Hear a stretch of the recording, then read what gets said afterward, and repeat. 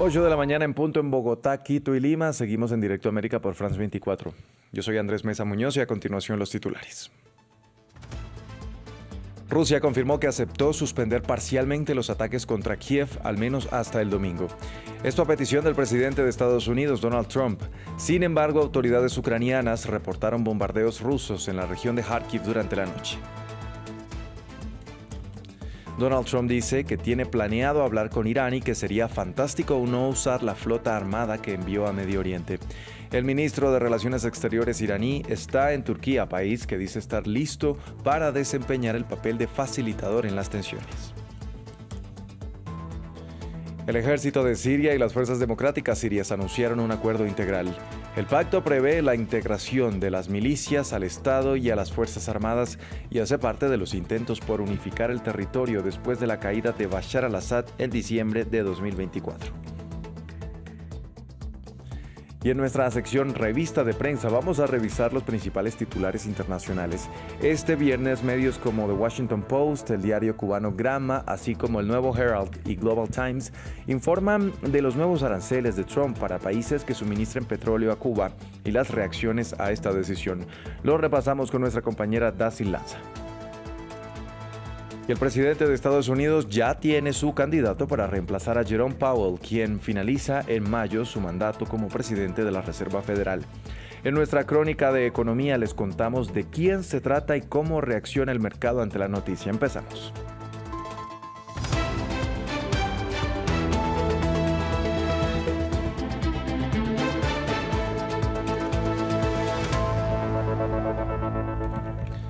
Vamos a iniciar con noticias de la guerra en Ucrania. El portavoz del gobierno ruso confirmó este viernes que Rusia aceptó no atacar Kiev de manera parcial.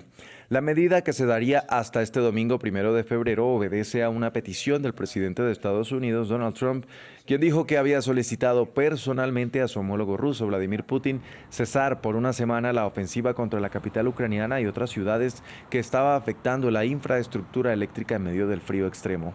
Sin embargo, en medio de estos anuncios, las autoridades ucranianas reportaron ataques durante la noche en la región de Kharkiv.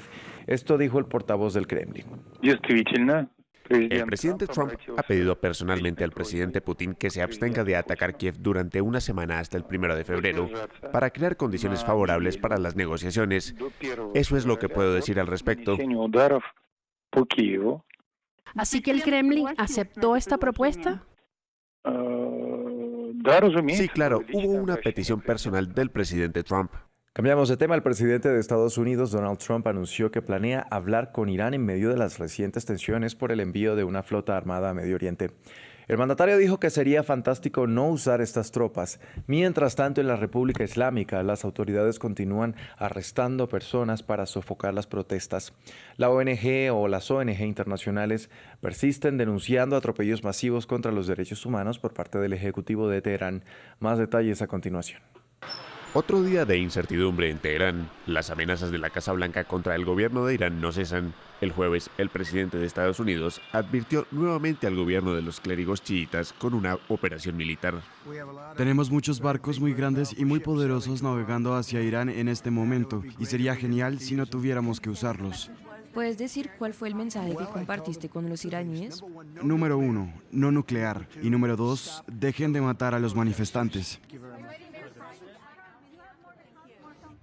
Trump anteriormente dijo que Estados Unidos reaccionaría si los manifestantes eran asesinados. Desde entonces, según ONG internacionales, se cree que decenas de miles han fallecido, aunque la presión sigue incrementando con un aumento de la presencia naval de la potencia de América del Norte en la región. Ahora, las tropas de Washington tienen la capacidad tanto de atacar a Irán como de defender a sus bases y aliados de posibles represalias. Aunque varios de los socios de la Casa Blanca y las potencias regionales árabes parecen favorecer un acuerdo negociado que dejaría a los líderes de Irán al mando, pero debilitaría al gobierno. Por su parte, las Naciones Unidas instan a negociar cuanto antes. Todas las condiciones están dadas para que se lleve a cabo una negociación seria. Animo a las partes a negociar para evitar una confrontación. Mientras tanto, el gobierno de los ayatolás anunció una nueva ronda de arrestos masivos para intentar disuadir el movimiento ciudadano. En medio de estas tensiones con Estados Unidos, el ministro de Relaciones Exteriores de Irán, Abbas Araghchi, se encuentra en Turquía, que ha ofrecido su papel como facilitador para aliviar las tensiones entre Teherán y Washington. El jefe de la diplomacia iraní no descartó negociar con Estados Unidos, pero rechaza hacerlo bajo las amenazas de Estados Unidos. Nuestro corresponsal Adrián Rocha tiene los detalles.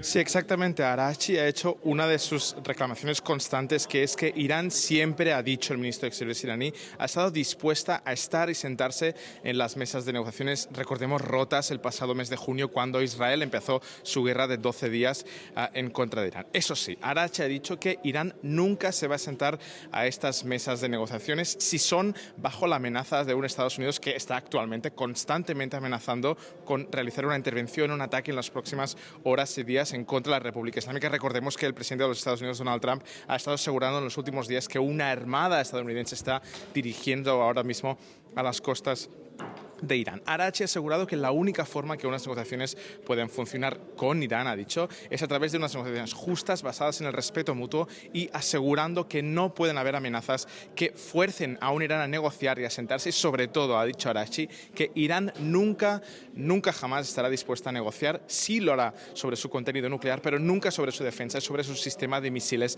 balísticos. Ha dicho Araghchi que cualquier país del mundo, incluida Irán, tiene derecho a defenderse con sus propios programas de misiles balísticos internos. En Siria, el ejército y las fuerzas democráticas sirias lideradas por los kurdos anunciaron un acuerdo integral con el que busca consolidar el alto el fuego anunciado el pasado 20 de enero. El pacto prevé en parte que las instituciones gestionadas por los kurdos y conocidas como Administración Autónoma Democrática del Norte y Este de Siria se integren al Estado, y que en el plano militar se forme una nueva división en las tropas gubernamentales integradas por 3 brigadas de las FDS. Nuestra corresponsal en Beirut, Etel Bonet, nos amplía. Lo que está en juego en el noreste de Siria no es solo el fin de los enfrentamientos, es la forma en la que el Estado sirio recupera el mayor territorio que había quedado fuera de su control desde la guerra. Esta mañana, Damasco y las fuerzas democráticas sirias anunciaron un acuerdo que marca un punto de inflexión. El entendimiento pone fin a semanas de choques y fija el marco para la reintegración progresiva del noroeste en las estructuras del Estado. Pero en el terreno esto significa la retirada de las fuerzas kurdas de las líneas de contacto y el despliegue de efectivos del Ministerio de Interior en las ciudades de Hasaka y Qamishli, con el objetivo de garantizar estabilidad. También implica que las instituciones de la administración kurda serán absorbidas por el Estado, pero se seguirá manteniendo al personal civil. Esto busca evitar un colapso administrativo tras años de autogobierno de facto.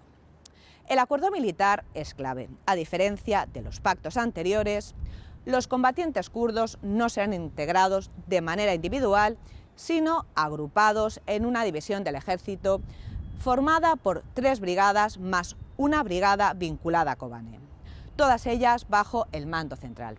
Esta fórmula cumple una demanda histórica de las FDS y reduce el riesgo de rupturas inmediatas.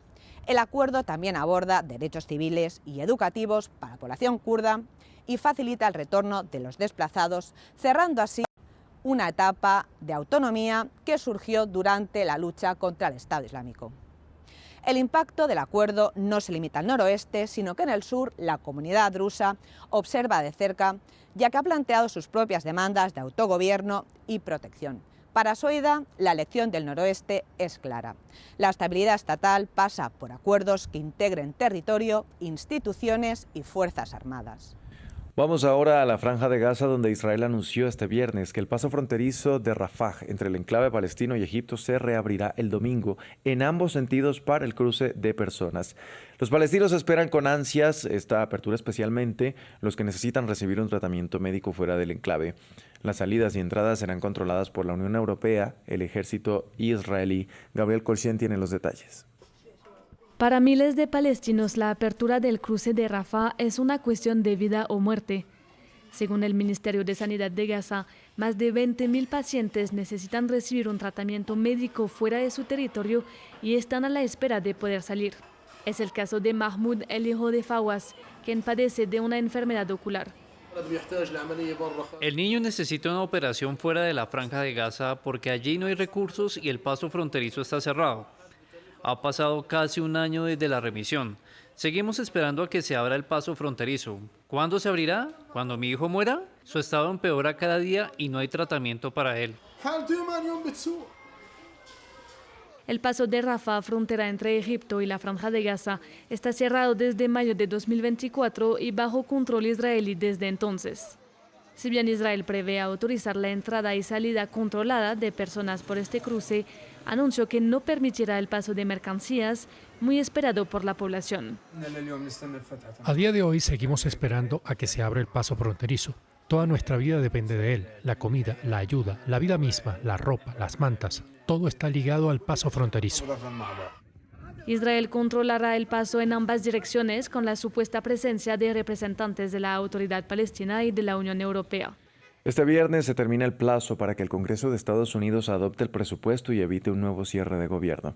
Después de que el Senado no lograra votar el presupuesto del jueves, Donald Trump afirma que se alcanzó un nuevo acuerdo de financiación. Sin embargo, los demócratas y los republicanos están divididos sobre la financiación del Departamento de Seguridad Nacional, la agencia que supervisa el Servicio de Inmigración y Control de Aduanas, ICE. Veamos los detalles a continuación. ¿Estados Unidos evitará otro cierre de gobierno? En una publicación de Truth Social el jueves, el presidente Donald Trump anunció que se había alcanzado un acuerdo presupuestario antes de la fecha límite de la medianoche del viernes. Ambas partes se apresuran ahora a buscar el respaldo. Los republicanos y los demócratas del Congreso se han unido para conseguir que la gran mayoría del gobierno cuente con financiación hasta septiembre. Esperemos que tanto los republicanos como los demócratas den el tan necesario voto bipartidista a favor. Tras los disparos contra los ciudadanos estadounidenses Alex Pretty y Renee Good por parte de los agentes federales de inmigración, los demócratas del Senado bloquearon el jueves la votación del presupuesto para evitar la financiación del ICE a través del Departamento de Seguridad Nacional. En virtud del nuevo acuerdo, la financiación de la agencia se prorrogará temporalmente, pero seguirá estando separada del proyecto de ley del gasto más amplio. Los demócratas siguen buscando cambios en el departamento, entre ellos una mejor formación y directrices sobre cómo deben identificarse los agentes federales. Acabemos con las actividades ilegales, devolvamos al ICE a lo que era antes, cuando se identificaban y no iban por ahí en bandas itinerantes sin órdenes policiales. Algunos de los protocolos tradicionales bajo los que operan literalmente desde hace años y años. El pasado mes de octubre, Estados Unidos vivió el cierre gubernamental más largo de su historia, con una duración de 43 días. El enfrentamiento sobre las subvenciones al seguro médico llegó a su fin cuando un pequeño grupo de demócratas moderados se puso de acuerdo con los republicanos para aprobar el proyecto de ley de financiación. Momento de nuestra revista de prensa. Y para conocer lo que dicen los principales medios de comunicación alrededor del mundo, saludo a esta hora en el estudio a mi compañera Dacil Lanza. Dacil, feliz viernes, bienvenida. Gracias, igualmente, Andrés. Dacil, vamos a hablar del nuevo capítulo de la tensión entre Estados Unidos y Cuba porque Donald Trump anunció aranceles para quienes exporten combustible a la isla. ¿Qué está informando la prensa? Empezamos, si te parece, con el Washington Post porque comunica la decisión de Donald Trump del día de ayer. Firmó una orden ejecutiva, una suerte de decreto, como se conoce en Estados Unidos, que impone aranceles a cualquier producto que ingrese a Estados Unidos proveniente de países que exporten o que ayuden con suministros de petróleo hacia Cuba. Esta es una decisión que tomó en el día de ayer Donald Trump después de una serie de tensiones que venimos reportando durante los días previos. Además, fue consultado Donald Trump por una periodista que le preguntó si de este modo estaba intentando asfixiar a la isla y dijo que la palabra asfixiar es demasiado fuerte y que no está intentando hacerlo, pero parece que es algo que simplemente no va a poder sobrevivir. Eso en referencia a la isla, hablamos de eso. El Washington Post interpreta que esta medida afecta principalmente a México. Recordemos que México, desde que Donald Trump comenzó con esta tensión, venía enviando petróleo a la isla, pero que, sin embargo, esta semana Claudia Sheinbaum dijo que Pemex, la petrolera mexicana, había decidido cortar el suministro o restringirlo, reducirlo y de hecho incluso pararon un cargamento que estaba dirigido y que ya estaba programado para la isla, pero suspendieron esos envíos.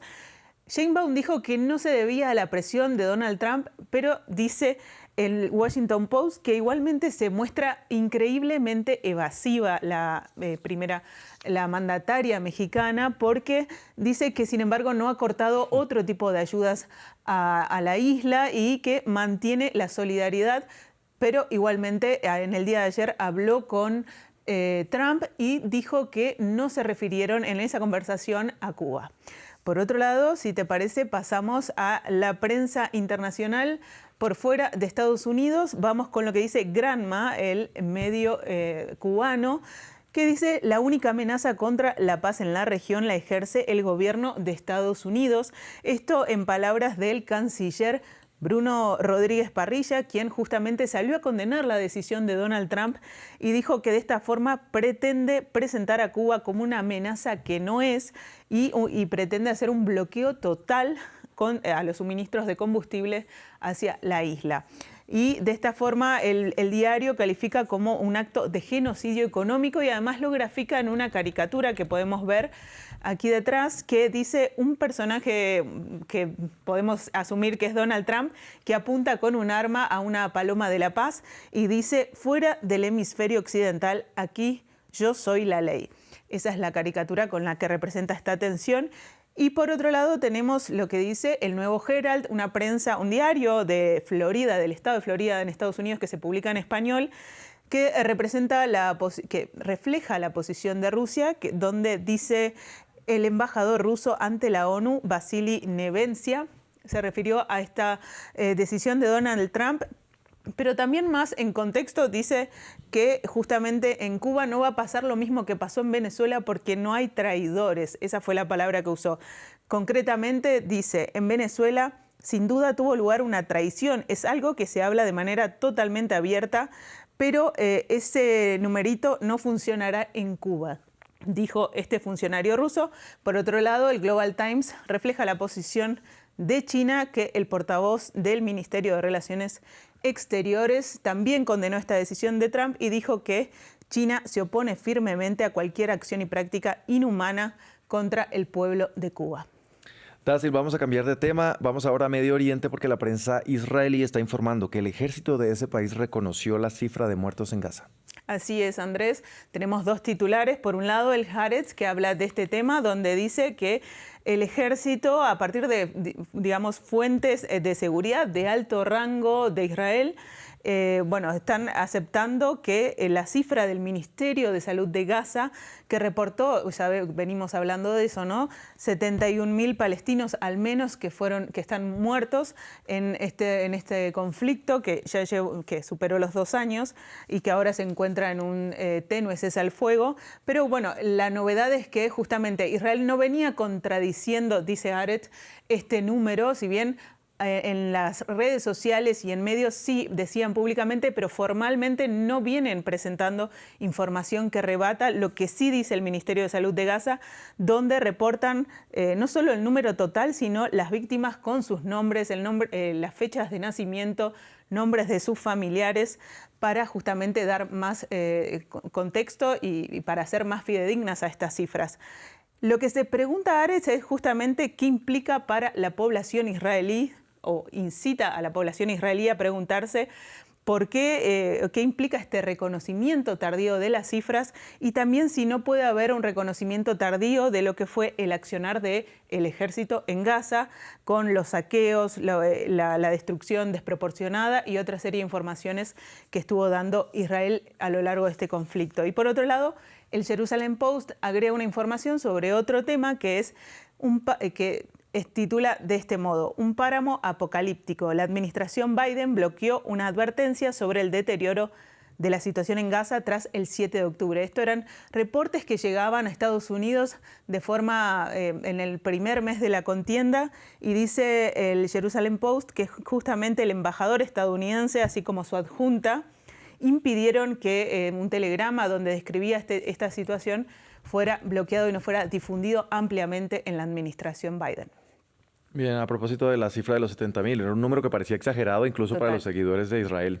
Exacto. Dacil, cambiando un poco el tono informativo y adaptándonos a tono de viernes, el diario francés Le Monde habla del fenómeno de Bad Bunny, pero en relación a las rivalidades que despierta con la administración Trump. Sí, un poco de música, pero a la vez un poco de política internacional. Claro. Tiene este reporte que hace Le Monde, va a Puerto Rico, donde retrata un poco las calles, pero básicamente de lo que habla, de lo que se centra este extenso artículo de Le Monde, la prensa francesa, dice que a sus 31 años Bad Bunny es uno de los artistas más escuchados, eso ya lo sabemos, ¿no?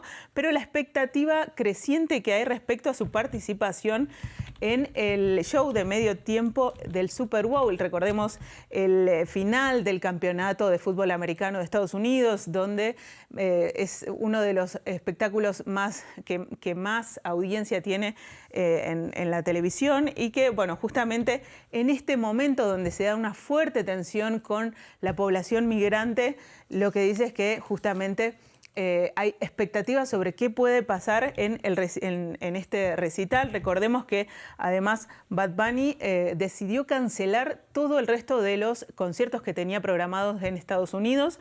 Además, esto dijo en una publicación que se debe a que justamente tiene miedo de lo que pasaría con el ICE eventualmente y sus fans en sus shows. Y además, recordemos, va a ser un show completamente por primera vez en español, y ya funcionarios de la administración Trump salieron a criticarlo, incluso Trump.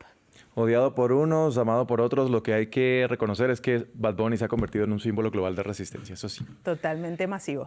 Bien, Dacil, muchas gracias por este reporte a la prensa internacional. A descansar y nos vemos la próxima semana. Y de revista de prensa pasamos ahora a las noticias de la economía. Y para hablar de números ya se encuentra conmigo en el estudio nuestra editora de economía, Daniela Blandón. Daniela, ¿qué tal? Feliz viernes. Muy bien, feliz viernes, Andrés. Daniela, vamos a comenzar con Estados Unidos. Donald Trump ya tiene candidato para presidir la Reserva Federal. Nos puso a correr como de costumbre este viernes en la mañana, porque muy temprano hizo este anuncio. El mandato de Jerome Powell, quien fue nominado por él mismo años atrás, termina en mayo próximo, y el presidente anunció este viernes que propondrá a Kevin Warsh para reemplazarlo. En 2006, a sus 35 años, asumió como el gobernador más joven de la Reserva Federal, cargo en el que duró hasta el 2011, y fue escogido entre otros perfiles que sonaban, como el de Rick Rider, quien es un veterano de Wall Street, trabaja en el fondo de inversión BlackRock, y hasta el mismo Kevin Hassett, quien es el asesor económico de la Casa Blanca, pero quizás pesó más a favor de Warsh que haya afirmado recientemente que Trump tiene razón al presionar a favor de recortes en los tipos de interés, a pesar de que su postura antes era más bien restrictiva. ¿Qué quiere decir restrictiva? Que le gustan las tasas más bien altas, flexible, que le gustan las tasas más bien bajas. Vamos a ver cómo se va a comportar en esta vez. Vamos a ver si pasará también del amor al odio, como pasó con Jerome Powell, precisamente nominado por Trump. Pero él mismo lo nominó y ya después lo quiso sacar. Exactamente. Daniela, ¿cuál es la reacción del mercado a esta noticia? Bueno, hay que decir primero que la elección de Trump puede dar luces sobre qué dirección tomarán las tasas de interés. Entonces, concretamente, si el Banco Central seguirá resistiéndose a bajarlas por la incertidumbre global, o si será más flexible y hará caso al presidente en que deben seguir disminuyendo. Ya los mercados mundiales se han visto lo suficientemente sacudidos por las amenazas arancelarias, y ahora se suman las preocupaciones sobre la independencia del Banco Central por el asedio que ha liderado Donald Trump contra Jerome Powell. Vamos con el dólar, que recortó las ganancias que traía desde la sesión anterior, pero se mantuvo al alza, recuperándose de niveles no vistos, y lo vemos acá en este gráfico, desde pandemia, frente a otras monedas fuertes como el euro, la libra esterlina o el yen japonés. Entonces, el índice del dólar, que es el que vemos acá, y compara la divisa con 6 pares, está ganando terreno en este momento. Pero como ocurre regularmente, el precio del oro se comporta de manera inversamente proporcional. Mientras el dólar sube, el metal precioso acumula 2 días de caídas. Hoy lo hacen casi un 5%. En su momento llegó a perder esa marca de los $5.000 que había alcanzado esta misma semana. No obstante, este es un refugio seguro que se está encaminando a su mayor ganancia mensual desde 1982, tras alcanzar múltiples máximos históricos en enero, que los hemos venido reportando. El mercado también está a la espera de si habrá o no un cierre parcial del gobierno estadounidense. En el Senado se está buscando un acuerdo que garantice que no se interrumpa la financiación de las operaciones de las agencias gubernamentales. Los demócratas, muy indignados por la muerte de ciudadanos a manos de agentes migratorios del ICE, han bloqueado las negociaciones, pues exigen cambios en estas estrictas políticas sobre el asunto. Este shutdown, como se conoce, se daría esta misma noche si es que no hay acuerdo entre republicanos y demócratas. Daniela, vamos a hablar de Venezuela ahora porque hay noticias económicas tras la caída de Nicolás Maduro. El jueves en la noche, Andrés, el gobierno de Donald Trump anuló una orden de 2019 que prohibía a las aerolíneas estadounidenses volar a Venezuela. Y de inmediato, American Airlines anunció que reanudaría sus vuelos a ese país tan pronto obtenga las autorizaciones. Pero no es el único cambio. También el gobierno encargado de Delcy Rodríguez abrió las puertas a la inversión en hidrocarburos, como nos cuenta Luis Méndez. El petróleo venezolano nuevamente abierto al mundo. La presidenta encargada Delcy Rodríguez promulgó la reforma a la ley de hidrocarburos, una herramienta con la que la nación busca incentivar la inversión extranjera. En esta ley está la impronta del comandante Chávez. Reafirma la soberanía sobre nuestros recursos energéticos. La ley busca sentar las bases para la inversión en el sector petrolero y para ello establece un nuevo modelo distinto al de empresas mixtas, donde el Estado venezolano contaba con la mayoría accionaria. Sin una nueva que se conoce como contratos de desarrollo de participación de actividades primarias, en la cual empresas privadas venezolanas o que tengan sede en Venezuela puedan hacer actividades directamente con la industria petrolera. Para profundizar la distensión entre Caracas y Washington, la OFAC publicó la Licencia General número 46, la cual habilita una amplia gama de operaciones vinculadas al crudo venezolano y hasta ahora prohibidas por las sanciones contra el gobierno de Nicolás Maduro. Las principales compañías petroleras están yendo a Venezuela y traerán consigo una enorme riqueza para Venezuela y Estados Unidos.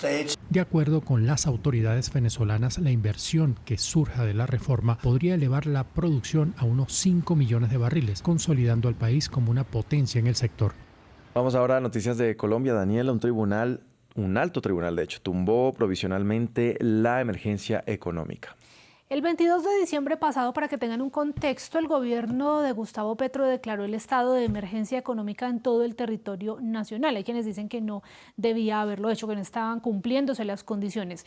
Una semana después publicó varios decretos con alzas de tributos que ayudarían a financiar el hueco presupuestal que hay para 2026. Entre ellos había un impuesto al patrimonio o un aumento a este impuesto. Antes de la emergencia, este tributo se cobraba a quienes tienen un patrimonio superior a los 3.600 millones de pesos, que al cambio de hoy son unos $986.000, y oscilaba ese impuesto entre el 0,5 y el 2%. Pues esa base gravable bajó con la medida de Petro, es decir, cobijaba más personas porque bajaba esos 3.600 millones a 2.000 millones y además subía el impuesto hasta casi un 5%. El jueves la Corte Constitucional falló en contra de la emergencia. La Corte suspende provisionalmente el decreto 1390 de 2025, por el cual se declara el estado de emergencia económica y social en todo el territorio nacional, mientras se profiere una decisión de fondo. Bueno, como estábamos escuchando, lo siguiente es que el alto tribunal continuará estudiando si el decreto gubernamental es inconstitucional o no. De todas maneras, esto respondió el Ejecutivo. Ahora vendrán las consecuencias de hundir el decreto de emergencia. Por salvar el impuesto a los megarricos, se trasladará y socializará una crisis mayor, con pago de la crisis, que intentarán en el nuevo Congreso que sea de la sociedad, y nosotros buscaremos siempre impedirlo. En el fondo, la sociedad colombiana decidirá quién pagó los efectos de la tasa de interés del Banco de la República y de la especulación del FRAC del país. Solo basta esperar. Daniela, gracias por las noticias de la economía. También a descansar y nos vemos la próxima semana. Claro que sí, acá estaremos renovados, muy renovados la próxima semana para más noticias. Así será. Y a ustedes televidentes también gracias por sintonizarnos. Vamos a hacer una nueva pausa y ya regresamos con más.